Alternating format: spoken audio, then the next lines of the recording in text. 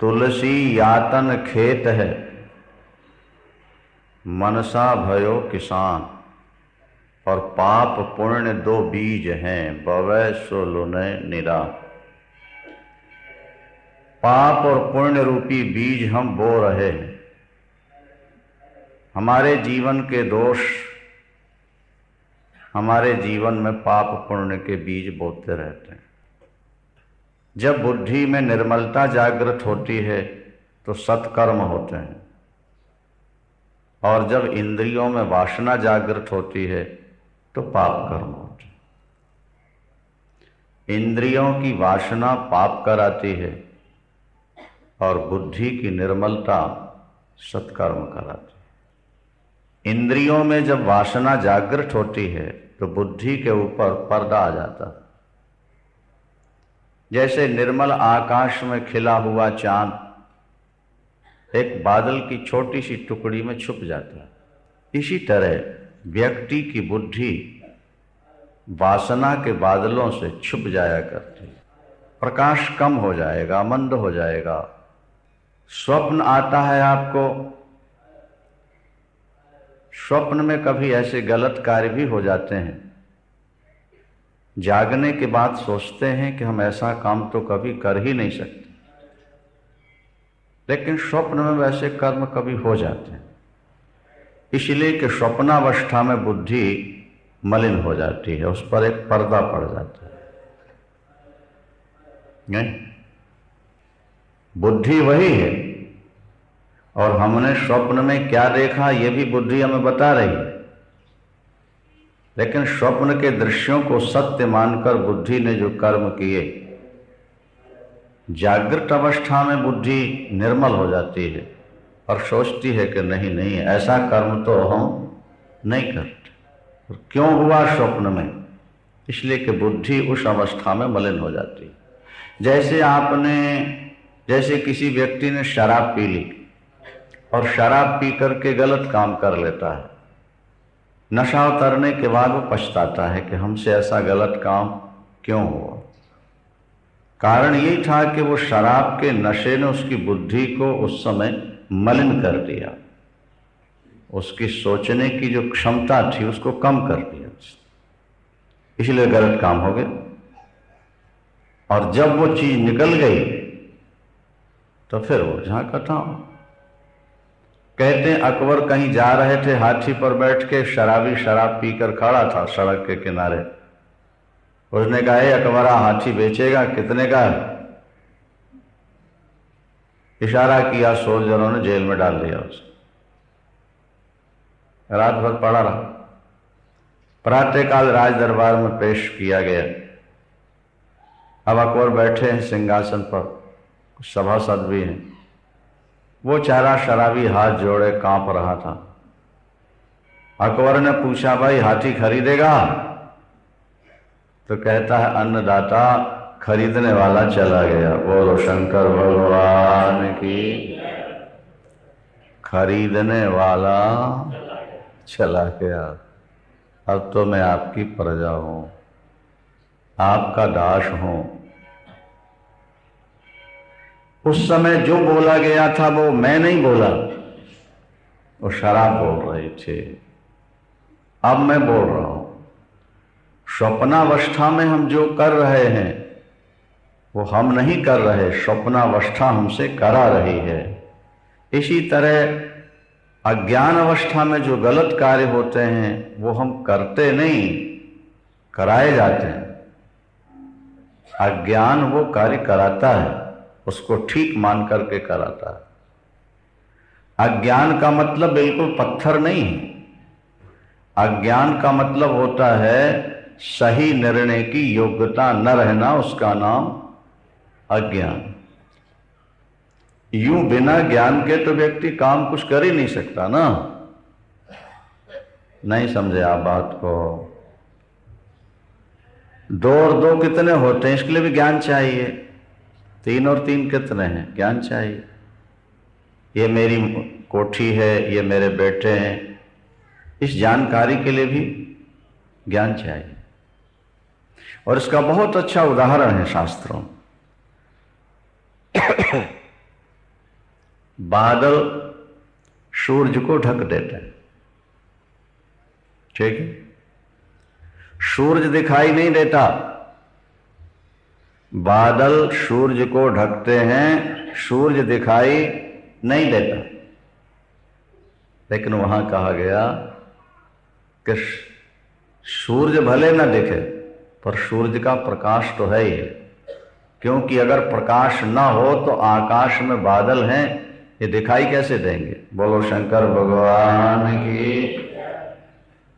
नहीं, सूरज हमें भले नहीं दिख रहा, लेकिन सूरज का प्रकाश ही तो ये बतला रहा है कि बादल है। घोर अंधकार हो, बादल है कैसे पता लगेगा? सूरज निरावरण नहीं है, सावरण है, बादलों का आवरण है, लेकिन फिर भी धीमा धीमा प्रकाश आ रहा है, जिससे हमें सड़क दिख रही है, व्यक्ति दिख रहे हैं और बादल भी हमें दिखाई देते हैं। जिन बादलों ने सूरज को ढका है, सूरज अपने प्रकाश से उन्हीं का बोध करा रहा।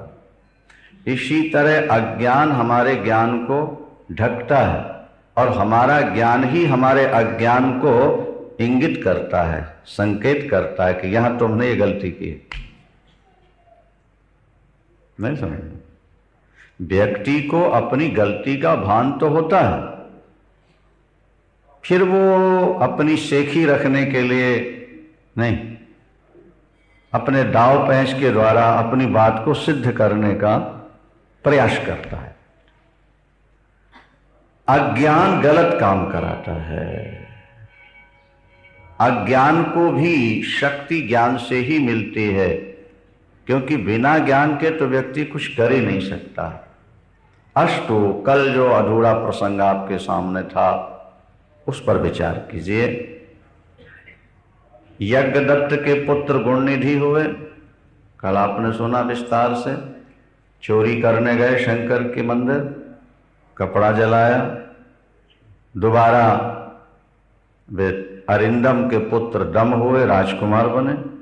भगवान शंकर के मंदिर में चोरी करने के उद्देश्य से गए, कपड़ा जलाया वस्तुओं को देखने के लिए। भोले शंकर ने उसको दीपदान मान लिया और वही व्यक्ति बंगाल देश के राजा का पुत्र बना और पुत्र बनकर उसने करोड़ों दीपक जलवाए हर मंदिर में। उसको व्यसन था बस शंकर के मंदिर में दीप जलाओ, दीप जलाओ, दीप जलाओ। दीप आरती जरूर करनी चाहिए, दीपक जरूर जलाया करो। शंकर के सामने, तुलसी के सामने, राम कृष्ण के सामने दीप। प्रकाश अंधकार का निवारक है।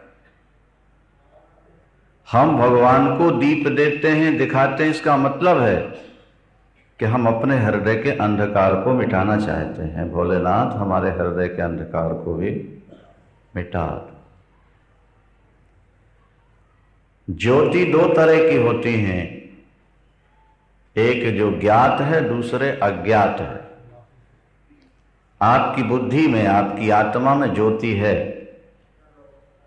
लेकिन वो बाहर की तरह ज्योति नहीं है, जैसे ये तुम्हारे लाइट की है, टार्च की है, दीपक की, ऐसी ज्योति नहीं। क्यों?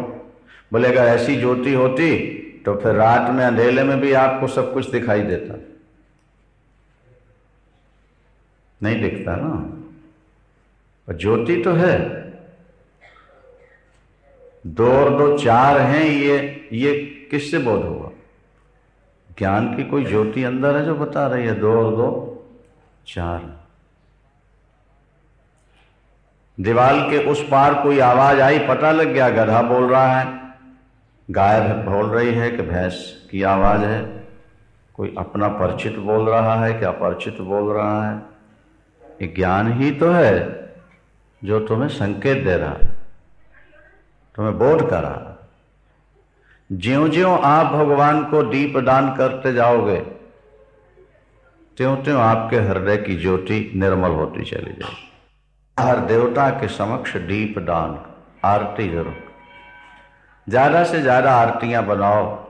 और अच्छा, अखंड ज्योति भी जलाते हैं कुछ लोग, पराम्बा भगवती भगवान शंकर इनके सामने अखंड ज्योत। अखंड ज्योत का भी शास्त्रों में बहुत ज़्यादा महत्व है। कई लोग सुखी होकर भी भजन करते रहते हैं, तो अनेक लोग दुखी होकर भी भगवत भजन नहीं करते। यूं शास्त्र कहते हैं कि दुख भजन कराता है, सुख ईश्वर से विमुख कर देता है। कहीं कहीं इसका अपवाद भी है। कुछ लोग बहुत ज्यादा दुखी हैं, फिर भी पाप कर्म करते रहते, भजन नहीं करते। कुछ लोग ऐसे हैं जो बहुत सुखी हैं लेकिन भजन नहीं छोड़ते। एक परिवार में हम गए, वो बिरला जी के रिश्तेदार हैं। उनके घर में जो वृद्ध हैं, उनके बारे में परिवार के लोगों ने कहा कि महाराज ये सफेद वस्त्रों में संत हैं। परिवार के लोग, क्यों? इन्होंने आज तक ये नहीं कहा कि हमें ये बना के खिलाओ, आज तक ये नहीं कहा कि ऐसा कपड़ा हमको खरीद के दो, या हमारी ये आवश्यकता है, नहीं। हर समय उनके ओठ हिलते रहते, नाम जपना है और इतने बड़े परिवार को संभालना भी है। व्यक्तिगत कोई आवश्यकता नहीं, किसी व्यक्ति से इनका द्वेष नहीं, कभी इनमें क्रोध आया नहीं। परिवार के लोग बोले हमने क्रोध नहीं देखा है,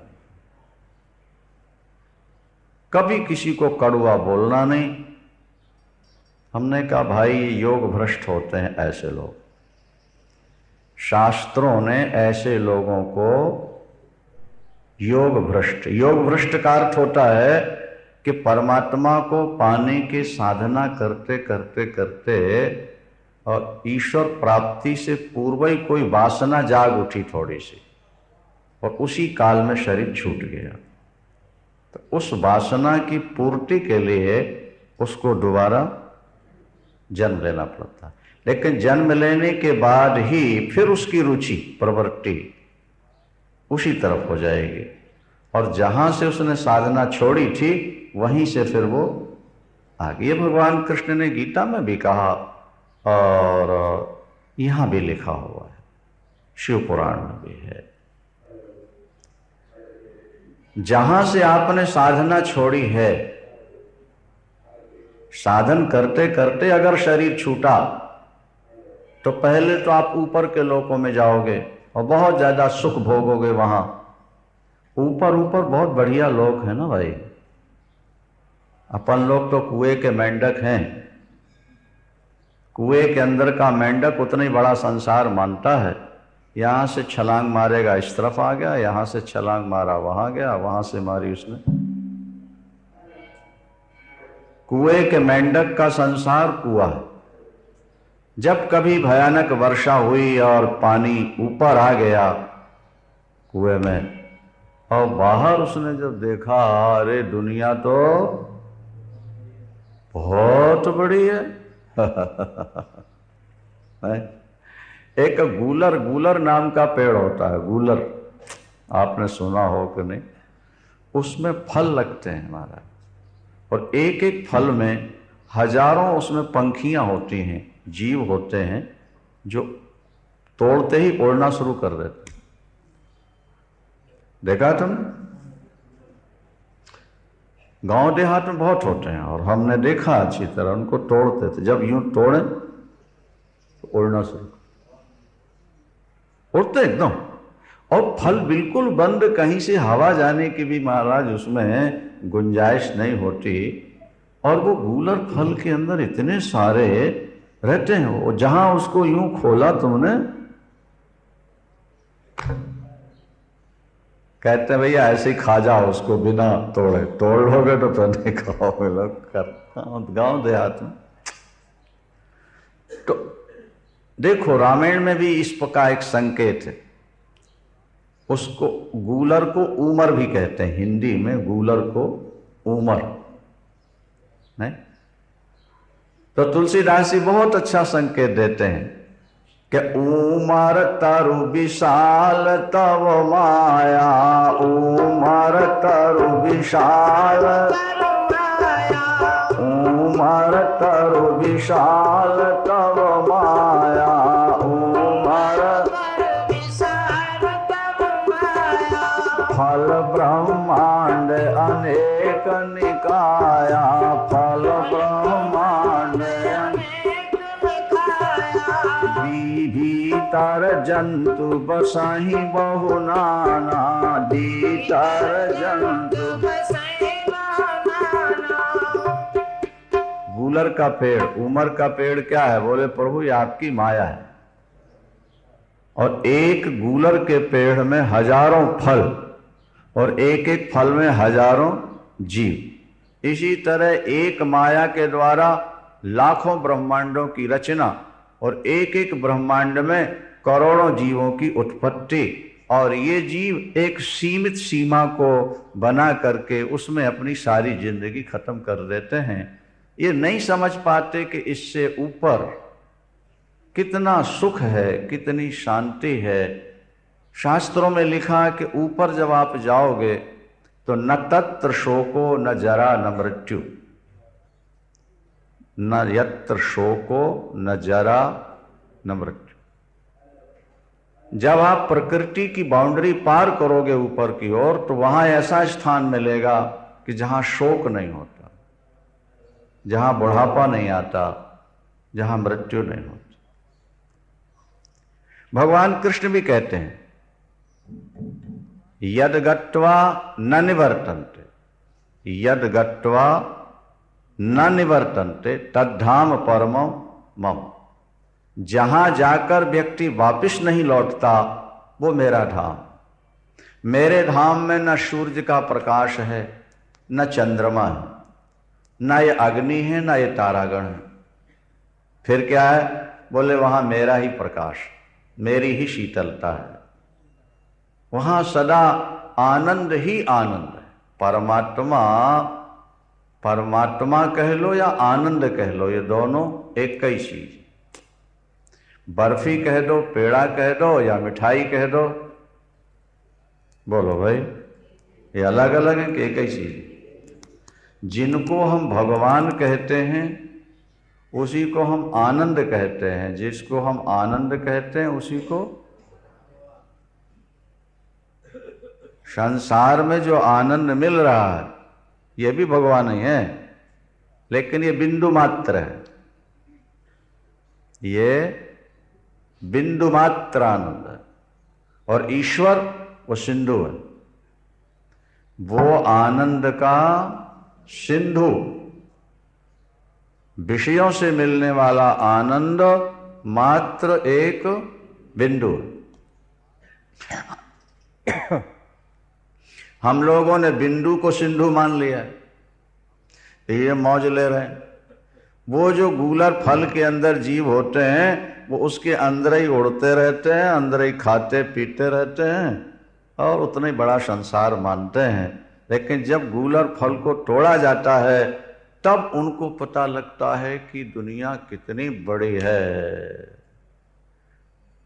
अज्ञानी मनुष्य पैदा हुआ, बचपन से कुसंग मिला, पैसे वालों का संग मिला, पत्नी वालों का संग मिला, बस पैसा और पत्नी दिमाग में भर गई और बस भाई शादी कराओ, पैसा कमाओ, बाल बच्चे पैदा करो, जो सुख मिल रहा है बिंदु रूप में उसी को सिंधु मान करके सेवन करते बाबा करते रहते। लेकिन संत ग्रंथ पंथ ये कहते हैं कि नहीं, यहां सुख थोड़ा है, अगर इस सुख को छोड़ दोगे तो वहां सुख ज्यादा मिले। दृष्टांत से बात समझ में आ सकती है आपके। एक किसान के पास 10 किलो गेहूं है, 2 किसानों के पास 10-10 किलो गेहूं, ऐसा मान, ठीक है। एक किसान 10 किलो गेहूं को पिसवा करके रोटी बनाकर, ठीक है, तृप्ति तो मिली। 10 किलो गेहूं में कितनी तृप्ति मिली? बोले 20-25 दिन तक वो तृप्त रहा। और दूसरे किसान ने 10 किलो गेहूं खेत में डाल दिया, खूब पानी दिया, खाद दी, 6 महीने बाद 10 मन हो गया हो, नहीं, कितना हो गया? 10 किलो 10 मन हो गया। और जब 10 मन फिर उसने बो दिया, कितना हो गया? जिसने खा लिया वो तो उसका खत्म हो गया, लेकिन जिसने बो दिया वो बढ़ता चला गया। हमको जो आज सुख मिला, हमने उसका उपभोग कर लिया तो हमारा सुख तो खत्म हो गया, लेकिन जिन्होंने सुख का त्याग करके उस सुख को साधन रूपी खेत में डाल दिया, बोलो शंकर भगवान की। सुख तो बीज है ना भाई, उस सुख रूपी बीज को साधना रूपी खेत में तुमने डाल दिया, भजन करते रहे तो क्या हुआ? वो तुम्हारा सुख बढ़ने लगा, और बढ़ते बढ़ते जब तुम मरे तो भगवान कृष्ण गीता में कहते हैं, यहां भगवान शंकर भी कहते हैं, ते तम भुक्त्वा स्वर्गलोकम विशालम। क्या कहते हैं? ते तम भुक्त्वा स्वर्गलोकम विशालम। पार्थ, जब वो व्यक्ति मरेगा स्वर्ग जाएगा। स्वर्ग में क्या मिलेगा? बोले विशालम सुखम भुंक्ते, वहां वो सुख भोगता है। कैसा सुख भोगता है? विशालम, विशालम माने बहुत ज्यादा सुख। और क्षीणे पुण्य मर्त्यलोकम विशंति, फिर जब पुण्य क्षीण होगा फिर आ जाएगा यहां, फिर पुण्य कमाएगा, स्वर्ग जाके फिर आने जाने की झंझट ही खत्म कर दो ठाकुर। सुख मिले बिछड़े नहीं, भगवान ने कहा फिर हमको प्राप्त कर लो। हमें प्राप्त कर लोगे तो हमारे लोक का पुण्य तो क्षीण होता ही नहीं, लौट के आने ही नहीं पड़ता, वहां तो तुम भोगते रहोगे और बढ़ता रहेगा। स्वर्ग का तो भोगोगे तो घटेगा, और यहां तो बिंदु मिलेगा, वहां मध्यम मिलेगा। हमारे यहां जाओगे तो वहां आनंद ही आनंद है, दुख तो वहां है ही नहीं, लौट के आने ही नहीं। जो उपग्रह, थोड़ा सा बढ़ा, जो उपग्रह पृथ्वी की कक्षा से ऊपर उठ चला जाता है रॉकेट के द्वारा, किसी भी उपग्रह को भेजने के लिए रॉकेट की सहायता लेनी पड़ती है ना, पढ़े लिखे लोग समझते हैं बात।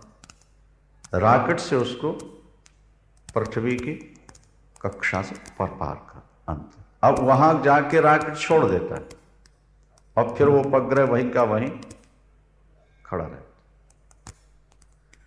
वहां व्यक्ति बाहर निकल के वायुयान से घूम सकता है, और घूम करके फिर वायुयान में प्रवेश करता है। ऊपर आप पैन सीधा खड़ा कर दो, गिरेगा नहीं, खड़े रहे। यहां ऐसा नहीं हो सकता, आप पैन खड़ा करेंगे तो गिर जाएगा, लेकिन वहां सीधा पैन खड़ा कर दो, सीधे खड़ा रहेगा। व्यक्ति विमान से निकल के बाहर आ गए और वो आकाश में घूम रहा है, और घूम करके फिर यान में प्रवेश कर। क्यों? बोले पृथ्वी का गुरुत्वाकर्षण वहां नहीं है, वहां पृथ्वी का ये गुरुत्वाकर्षण एक सिद्धांत है ना भाई, जरा समझने की कोशिश करो इसको। पत्थर आपने ऊपर की ओर फेंका तो अब चारों साइड खुली है, पत्थर ऊपर गया 50 मीटर, वहां से चारों तरफ जगह खुली, दाहिने तरफ भी खुला हुआ है, बाएं तरफ खुला है, ऊपर भी खुला है और नीचे भी खुला है। तो वो पत्थर फिर दाएं तरफ क्यों नहीं जाता, बाएं तरफ क्यों नहीं जा रहा, वो ऊपर क्यों नहीं जाता, नीचे क्यों आ रहा? बोले पृथ्वी का गुरुत्वाकर्षण उसको अपनी ओर खींचता, दिखाई नहीं देता पर खींचता। महाभारत में एक प्रसंग आया कि जन्मेजय, वो सुना रहे थे जन्मेजय को वैशंपायन जी, वेद व्यास जी, वैशंपायन जी ने सुनाया कि भीमसेन ने हाथी उठाकर ऐसे फेंके कि वो लौट के नहीं आए। तो जन्मेजय ने कहा, बोले महाराज ऐसी बातों पर कौन विश्वास करेगा, क्योंकि ऊपर जो चीज हम फेंकते हैं वो नीचे तो आई जाती है। आप कह रहे हैं कि हाथी फेंका और आए नहीं। उन्होंने कहा हम अभी गिरा के दिखाते हैं, अभी गिरा देते। देखो तुमने संशय कर लिया, ये गड़बड़ हो गया। देखो उनके शरीर में कोढ़ हो गया था, सर्प यज्ञ कराया था। सर्प यज्ञ का पाप शरीर में हो गया सफेद कोढ़। बोले महाभारत सुन लो तो कोढ़ समाप्त हो जाएगा। क्या समझे? पर शर्त यह कि संशय नहीं करना। सुनते गए, कोढ़ समाप्त होता गया और अंत तो गत्वा महाराज एक अंगुली में रह गया। अब बहुत सारी अद्भुत बातें सुनाई, संशय नहीं किया, लेकिन ये जब सुनाया तो हमने सोचा कि अब कोढ़ तो ठीक हो ही गया है, खाली एक अंगुली में रह गया। अब इस बात पर कौन विश्वास करेगा कि भीम ने हाथी ऊपर फेंका और संशय कर दिया। उन्होंने कहा कि देखो जन्मेजय जी, ये गुरुत्वाकर्षण सिद्धांत है। पृथ्वी की कक्षा से जो वस्तु ऊपर चली जाए वो नीचे नहीं आती है। भीम वायुपुत्र हैं, और जब भीम ने हाथी को फेंका, पुत्र ने फेंका, पिता ने सहयोग दिया और ले जाकर के पृथ्वी की कक्षा के ऊपर डाल दिया उसको वायु ने। और अब देखो हम आकर्षण मंत्र से उनको भी गिराते। फिर उन्हें आकर्षण मंत्र का प्रयोग किया तो सामने हाथी आके दौड़ दौड़ गिरने लगे। तब भाई सम्पायन जी के सामने जन्मेजय ने हाथ जोड़ दिया, बोले क्षमा कीजिए, मैंने जो संशय किया था वो मेरा गलत था। तो अभिप्राय यह है कि जैसे पृथ्वी के ऊपर जाने के बाद जल्दी नीचे नहीं आता, इसी तरह माया के गुरुत्वाकर्षण से अगर आप ऊपर चले जाएं तो फिर माया में दोबारा नहीं आते। ब्रह्मलोक तक माया का प्रभाव है। ध्यान से सुनिए बात को। ब्रह्मलोक तक माया का, आब्रह्म भुवनान लोका पुनरावर्तिनोर्जुन, ब्रह्मलोक तक जाकर व्यक्ति वापस आ सकता है। यह भू कहलाती, पृथ्वी का नाम है भूलोक। अंतरिक्ष पितर रहते हैं भूवर लोक, ऊपर देवता रहते हैं स्वर्ग लोक, महलोक, जनलोक, तपलोक, सत्यलोक। 7 खंड। जैसे आजकल बंबई में पहले माला में, दूसरे माला में, चौथे माला में, छठे माला में, तो ब्रह्मा जी 7वें माला पर रहते हैं। कहाँ? ब्रह्मलोक। भूलोक से लेकर 7 ऊपर और यहां से लेकर नीचे भी 7 हैं। अतल, बितल, सुतल, तलातल, रसातल, महातल और पाताल। 7 खंड नीचे और 7 खंड ऊपर। उसके बाद शिव पुराण में, जैसा हम पहले आपको सुना चुके, कि उसके ऊपर भी 14 लोक हैं। 14 ये हैं, उसके बाद 28 हैं जहाँ श्रीमन नारायण रहते हैं। उससे ऊपर 28 जहाँ रुद्रदेव रहते हैं, और वहाँ से ऊपर 56 लोग जहाँ महेश्वर रहते हैं। महेश्वर से ऊपर शुद्ध ज्योति, निर्विकार, निराकार, उस ज्योति को प्राप्त कर लिया जाए, ये वापस नहीं आता। अच्छा, आप उस ज्योति को पाना चाहते हैं तो जैसे रॉकेट की सहायता से उपग्रह अंतरिक्ष में जाता है, इसी तरह आप भगवान विष्णु, रुद्र और शिव की सहायता ले लें, महेश्वर की, साकार की, तो भी ये आपको, ये रॉकेट बन करके आपको उसी कक्षा में स्थापित कर देंगे, ज्योति ज्योति में एक कर देते हैं। और सगुण साकार के प्रति आपका आकर्षण बना रहेगा तो सगुण साकार के लोक में आप जाकर के निवास करेंगे। बोलिए शंकर भगवान की। ये बातें सुननी चाहिए ना, समझने की कोशिश करनी चाहिए। तो प्रसंग ये चल रहा था कि जिस व्यक्ति ने दीप दान कराए सारे मंदिरों में, यही प्रसंग चला कुबेर का। पहले था वो चोर, शंकर के मंदिर में चोरी करने के लिए जलाए दीपक, उसके पुण्य से वो बंगाल देश के राजा का पुत्र बना दम, और उसने जब वो राजभार लिया अपने ऊपर तो सभी ग्रामाध्यक्षों से कहा कि तुम हर मंदिर में दीप जलाओ। एक सज्जन हमको मिले, बोले महाराज बस मैं तो ये सोचता हूं कि भगवान शंकर की पूजा लोग करें और सामग्री मैं देता रहूं। और शिवरात्रि के दिन वो लाखों रुपया खर्च करते, जगह जगह बेलपत्र एकत्र करा देना, जल की, निर्मल जल की, गंगा जल की, नर्मदा जल की व्यवस्था करा देना, धतूरा, आग, फूल, ये सब सब, और लोगों से कह देते कि आप आओ और ये ले करके चढ़ा। तो हमें ये कथा ध्यान आ गई कि वो भी किसी जन्म का इसी तरह कोई पुजारी होगा जिसके मन में ये शौक है। अष्टो, अब जब ये लाखों दीप जलवाता है तो यहां लिखा है कि शरीर छोड़ने के बाद फिर वो चला गया ऊपर रुद्रलोक। वहां जाकर बहुत समय तक उसने सुख भोगा, और जब प्रलय के बाद दोबारा सृष्टि हुई तो वही गुणनिधि पुलस्त का पौत्र बना, पोता। पुलस्त के हुए विश्रवा, और विश्रवा का हुआ वैश्रवण कुबेर।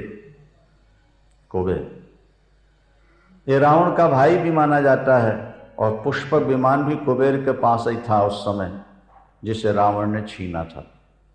तो कुबेर जब बनकर के पैदा हुआ तो इसके मन में फिर शंकर के प्रति भक्ति जागी, और ये वहां से चल करके सीधे काशी आ गया।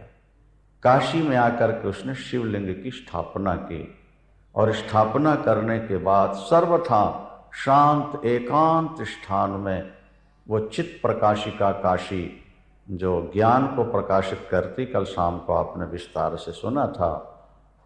शराब के परमाणुओं में नशा विद्यमान है, दिखाई नहीं देता। इसी तरह काशी के परमाणुओं में ज्ञान को प्रकाशित करने की स्वाभाविक क्षमता है, वो दिखाई नहीं देती। जो काशी का चिंतन करते हैं या जो काशी में वास करते हैं, भगवान शंकर की कृपा से उनके अंदर वो चित्त माने चेतन ज्ञान का प्रकाश हो जाया करता है। कल आपको विस्तार से ये बात बताई गई थी, और अंत में ये कहा गया था कि यदि आप काशी वास नहीं कर सकते, ध्यान है आपको, तो कम से कम काशी वास करने वाले की व्यवस्था कर दीजिए, और उसका शरीर काशी में छूटेगा तो दिल्ली में रहते आपकी मुक्ति हो जाएगी। बोलो शंकर भगवान की। यह काशी,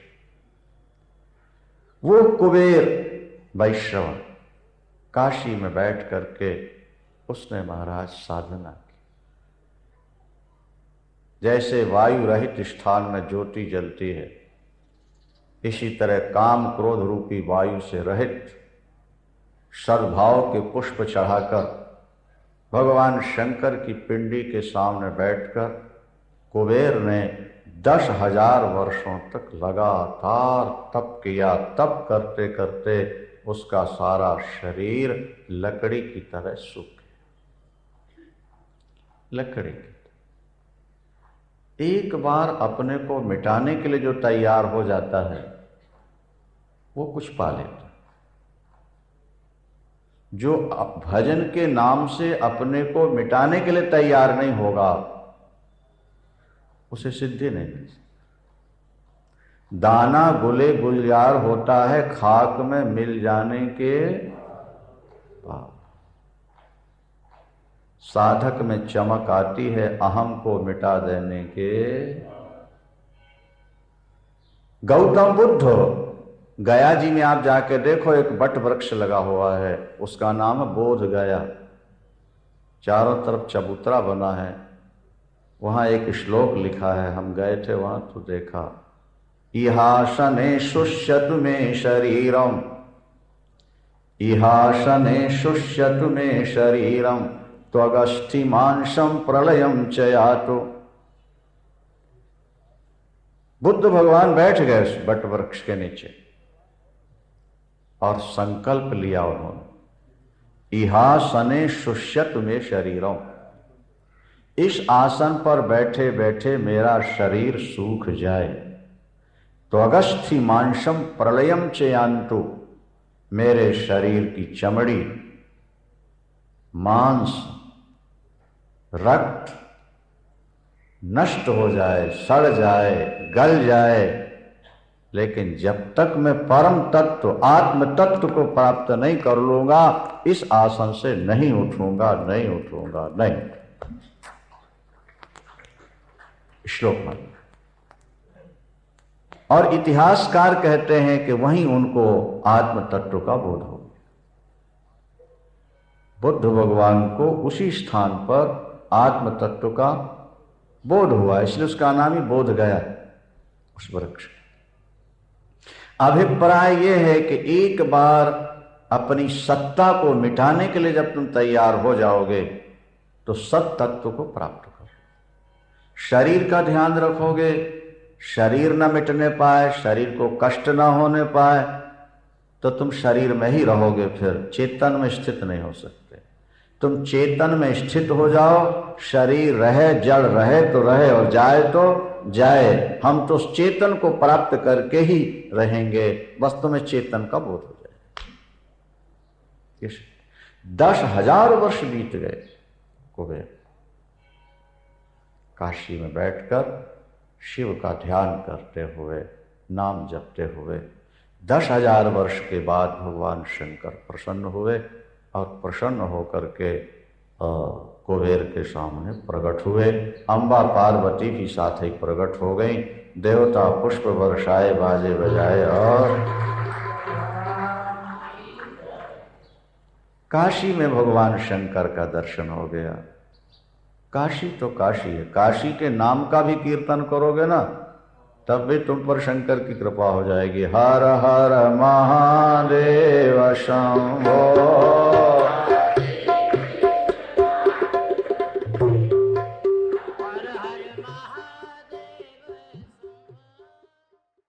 भूत भावन विश्वनाथ चंद्रमौली भगवान शंकर, जिनके मस्तक पर चंद्र की विलक्षण शोभा है, पतित पावनी भागीरथी गंगा जिनके मस्तक से प्रवाहित हो रही है, दूध के झाग से भी मुलायम जिनके सुनहले बाल भगवान शंकर की जटाओं के रूप में सुशोभित हैं। 3 नेत्र हैं भगवान शंकर के, अम्बा पार्वती के भी 3 नेत्र हैं। यूं 2 नेत्र तो सबके होते हैं, लेकिन तीसरा नेत्र बहुत कीमती है। ये 2 नेत्र तो माया को देखते हैं, तीसरा नेत्र ही परमात्मा को लखाया करता है। वो भ्रगुटी मध्य में हुआ करता है, वो प्राय लोगों का बंद रहता है। जब वो नेत्र खुलता है तभी काम भस्म होता है, वो जब खुलता है तभी संसार शून्य होता है, और वो नेत्र जब खुलता है तो परम सुप्रीम पावर शुद्ध चेतन तत्व स्पष्ट रूप से भाषित होने लगता है। वो तीसरा, इसलिए हमने आपसे कल कहा था कि भगवान शंकर के पास त्रिशूल है, उसमें भी 3 त्रिशूल नहीं भाई, और चंदन जो लगाते हैं उसकी रेखाएं भी, और नेत्र भी 3 है, और बेलपत्र जो चढ़ते हैं वो भी 3 है। 3 का मतलब ही ये है कि आप अगर 3 से बचना चाहते हो, नहीं समझे, तो फिर इनकी शरण है। कर्म 3 होते हैं, भूत, भविष्य और वर्तमान। ये तीनों कर्मों का क्षय हो जाएगा, नहीं समझे आप। माया में गुण 3 हैं, सतोगुण, रजोगुण, और इन तीनों को पार करना हो तो इनकी शरण में आ जाओ। अवस्थाएं भी 3 हैं, जागृत, स्वप्न और सुषुप्ति। इन तीनों से ऊपर उठना हो तो इनकी शरण में आ जाओ। जिंदगी में परिवर्तन भी 3 ही हैं, बाल्यावस्था, जवानी अवस्था और बुढ़ापा, ये भी तीन है। इन तीनों के द्वारा जो पाप कर्म हुए उनसे बचना हो तो भोलेनाथ की शरण में आ जाओ। ब्रह्मा विष्णु और महेश तीनों को एक जगह प्रसन्न करना हो तो भोले शंकर की शरण में आकर इनका स्मरण प्रारंभ कर दो, इनका स्मरण प्रारंभ कर दो, समाधि सिद्ध हो जाओगे। तुम्हारी समाधि यथाशीघ्र सिद्ध हो जाएगी अगर भोलेनाथ की सेवा में आपने अपना मन लगा दिया तो, क्योंकि वे स्वयं समाधि में रहते हैं। क्या हम कहीं जाएं और वो माला जप रहे हो तो आपके मुंह से भी अपने आप राम राम कृष्ण कृष्ण निकलना शुरू हो, बैठेंगे आप, शुरू हो जाएगा। आप कहीं गए और देखा कि पूजा में वो ध्यान लगाए बैठे हैं तो आप भी बैठ करके आंख अपने बनावटी बंद कर ही लोगे, ध्यान लगे न लगे और थोड़ी देर के लिए तो आप। और किसी के आप पहुंचे और वो रो रहा है तो फिर बनावटी आपको भी रोना ही पड़ेगा। नहीं समझ में आई बात? सामने वाले का प्रभाव आप पर पड़ता है। तो आप समाधि सिद्ध करना चाहते हो तो जो सदा समाधि में रहते हैं त्रिगुणातीत तुरीयमेव केवलम, भगवान शंकर तो तुरीय अवस्था के साक्षी हैं। इसलिए भोलेनाथ का चिंतन करोगे तो तीनों से ऊपर हो। भगवान शंकर का तीसरा नेत्र बहुत कीमती, अम्बा पार्वती के भी तीसरा नेत्र है। भाई जोर से बोलो शंकर भगवान की, उमापति महादेव। तीनों तीसरा नेत्र। कामदेव को जलाएंगे, आगे आप सुनोगे। बोले ताव शिवती सर नयन उघारा, ताव शिवती सर चितवत काम भयो जरिक्षारा, चितवत काम चितवत काम भयो जरी, राख हो गया, राख काम। संकेत क्या है? बोले काम तभी तक तुम्हारे पीछे लगा है जब तक तुम्हारा तीसरा नेत्र बंद है। जिस दिन तीसरा नेत्र खुल जाएगा काम तो तुम्हें देख के ऐसे भागेगा जैसे प्रकाश को देख के अंधकार भागता। जो आज तुम्हें बहुत मीठा लग रहा है फिर वो कड़वा हो जाए। विषय की मिठास जब तक मीठी लगती रहेगी तब तक भगवान कड़वा लगता रहेगा। देखो संतों ने कहा क्या,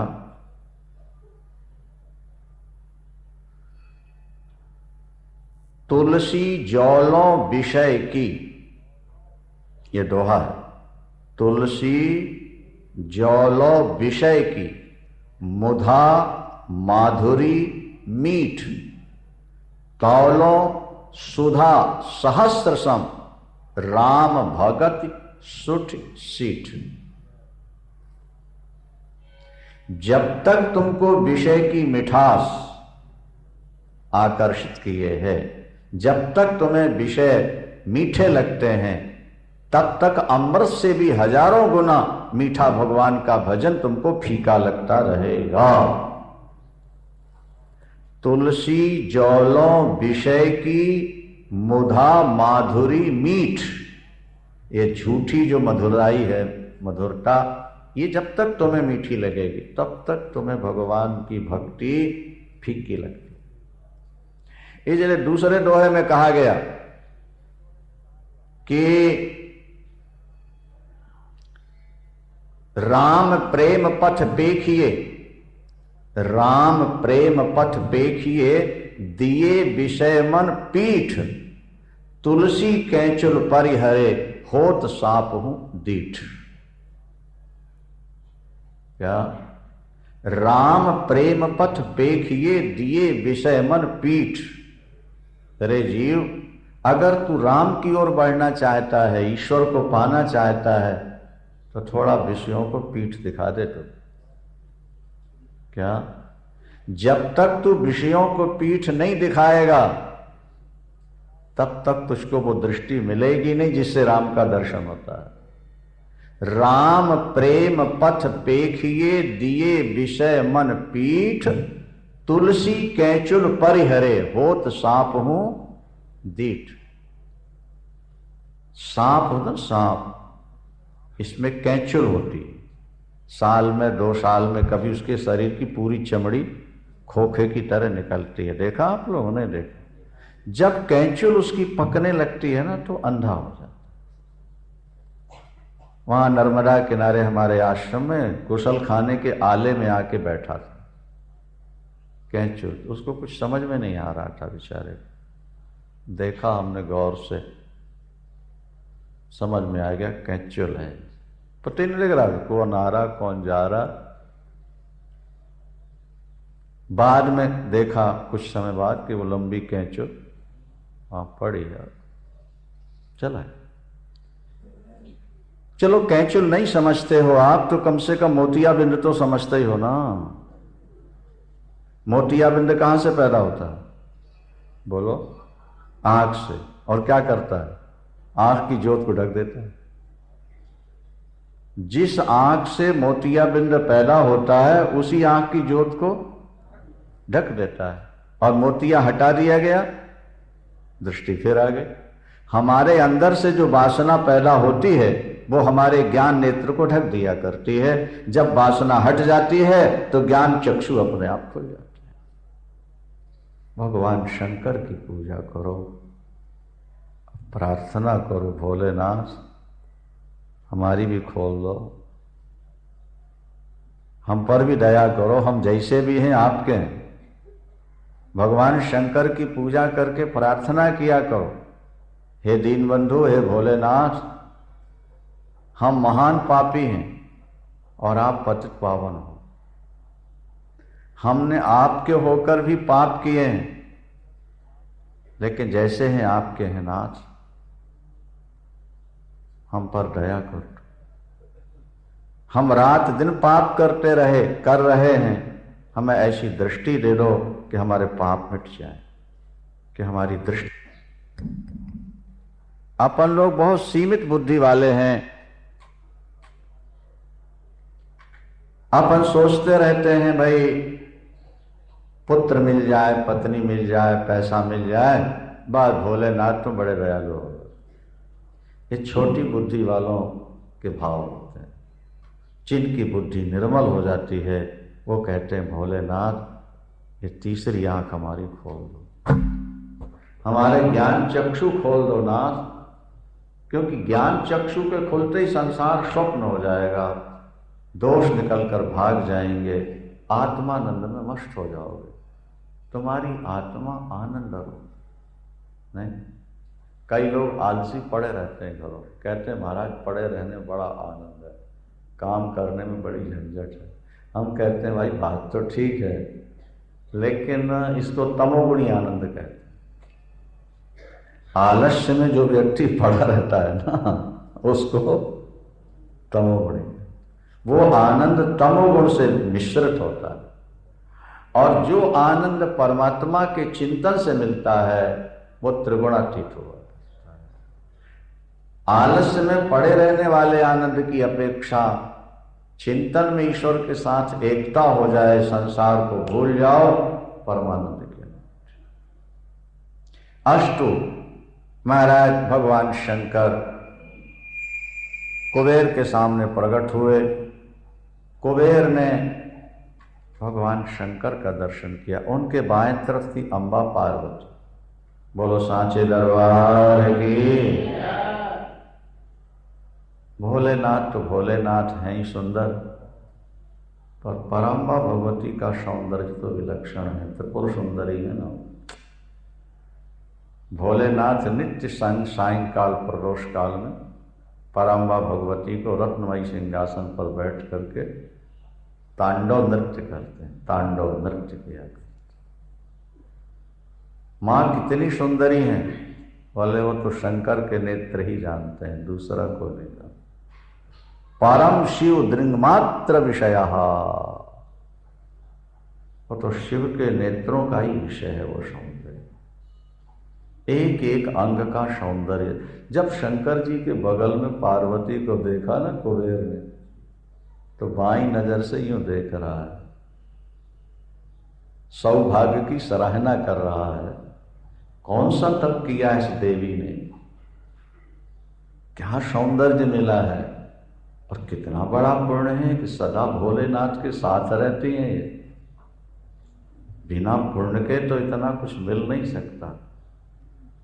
अरे हमारा भी कोई ऐसा पुण्य जागता कि हमें भी भोलेनाथ के साथ रहने का सुयोग मिलता। पार्वती अम्बा ने कहा, भोलेनाथ ये कैसा कैसा दुष्ट है ये मुझको टेढ़ी आंख से देख रहा है और बार बार मुझको कुछ कह रहा है। जिस आंख से मुझको देख रहा है टेढ़ी करके इसकी आंख ही खत्म हो जाए। कुबेर के एक ही आंख है, पिंगल लोचन कुबेर की। नहीं आई बात सुन, नहीं समझे। एक ही आंख क्यों? बोले धनवानों की एक ही आंख हुआ करती है। बोलो शंकर भगवान की। ये उसका रहस्य है। सामने वाले को भी लाभ हो और हमको हो, ऐसा नहीं, केवल हमको लाभ हो, ये ज्यादा भाव रखता। नहीं आई बात समझ? हमको लाभ होना चाहिए, बस एक दृष्टि रहती है कि जैसे तैसे कैसे भी हमारी तिजोरी भरनी चाहिए, हमारा बैंक बैलेंस ज्यादा होना चाहिए, और एक ही दृष्टि रहती है। इसलिए अंबा जी ने उसकी एक आंख, भगवान शंकर ने कहा, अरे ये तुमने क्या कर दिया, ये तो तुम्हारा बेटा है, ये बेचारा तुम्हें कोई गलत दृष्टि से थोड़ा देख रहा था, ये तो इसके मन में थोड़ा ईर्ष्या जैसी जरूर हुई थी कि देखो पता नहीं इसने क्या पुण्य किया है, देवी ने सदा साथ रह रही है और हम लोगों को तो 10,000 वर्ष के बाद क्षण भर के लिए दर्शन हुए हैं, क्या हमारा भी ऐसा पुण्य होगा कि हम साथ रह सकेंगे? ये बेटा है तुम्हारा, देखो इसको आशीर्वाद दो। अब आंख चली गई सो तो चलो अब गई, भगवान चाहते दे देते, लेकिन इसलिए नहीं दिया कि धनवानों की एक ही दृष्टि होती है, यह संकेत दुनिया को मिलता रहेगा। बोले पिंगल लोचन अब कुबेर, अब नेत्र तो तुम्हारे एक का ही हो, लेकिन तुम्हारे मन में जो ये भाव जाएगा कि ये सदा साथ रहते हैं, क्या हमें भी ऐसा सुयोग मिलेगा? तो जाओ, हमारा आशीर्वाद है। एक तो तुम खजांची हो जाओ 3 लोग। कुबेर की पूजा होती नहीं होती है? खजांची, गुहियक, यक्ष और किन्नरों के तुम राजा बन जाओगे। अलकापुरी तुम्हारी राजधानी होगी। दिग्पाल का पद हम तुमको देते हैं। और क्या हम हमारे साथ भी रह सकेंगे? ये जो भाव उठा था उसकी पूर्ति के लिए मेरा जो रुद्र रूप है, रुद्र रूप, वो तुम्हारे कैलाश पर आकर के निवास करेगा। अलकापुरी और कैलाश पास ही पास होंगे। तुम्हारी सदा रुद्र के साथ मित्रता रहेगी, तुम्हारा भी वियोग नहीं होगा। जल्दी जाओ, ये हमारा आशीर्वाद है। देवता पुष्प बरसाए, बाजे बजाए।